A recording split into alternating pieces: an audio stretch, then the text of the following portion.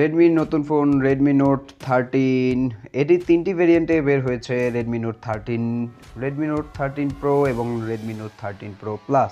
আজকে আমরা সাধারণত রেডমি নোট 13 প্রো এর ব্যাপারে কথা বলবো। তাহলে চলুন শুরু করা যাক। প্রথমে যদি আসি এর বক্সে, তাহলে দেখতে পারেন ফোন, 67 ওয়াটের charger, type C charging cable, সাথে রয়েছে একটি কালো কালারের ব্যাক কভার এবং কিছু বই, যে বইগুলোর মাধ্যমে আপনারা সাধারণত ডাক্তার এবং ইঞ্জিনিয়ার হতে পারবেন।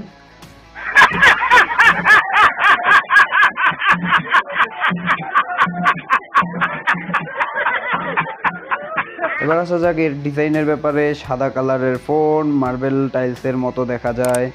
ডুয়েল স্পিকার, ডান সাইডে ভলিউম ও পাওয়ার বাটন, নিচে রয়েছে সিম ট্রে ও টাইপ সি চার্জার, উপরে 3.5 mm headphone jack, noise cancellation mic.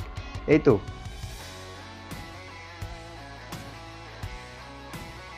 ডিসপ্লের কথা যদি বলি, তাহলে পাবেন ওয়েলেট 6.7 ইঞ্চের একটি বড় ডিসপ্লে, যেখানে রয়েছে 1220x2712 পিক্সেলের রেজলিউশন এবং রয়েছে 120 হার্জ রিফ্রেশ রেট এবং ব্রাইটনেস রয়েছে 1800 নিটসের মতো, যেটা কিনা প্রপার লাইটেও মোটামুটি ভালো পারফরমেন্স আপনাকে দিবে।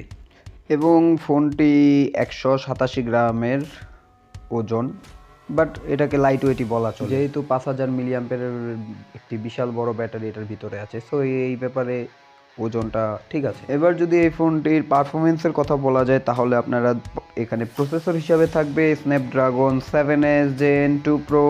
তবে ক্যামেরা প্রেমীদের জন্য এটা একটি চয়েস লিস্টে থাকবে, কারণ এটার ভিতরে রয়েছে 200 মেগাপিক্সেলের মেইন ক্যামেরা এবং 8 মেগাপিক্সেলের একটি আলট্রা ওয়াইড এবং 2 মেগাপিক্সেলের মাইক্রো লেন্স, যেটা কিনা মোটামুটি 3টা ক্যামেরা দিয়ে চলে আসছে এই ফোনটি।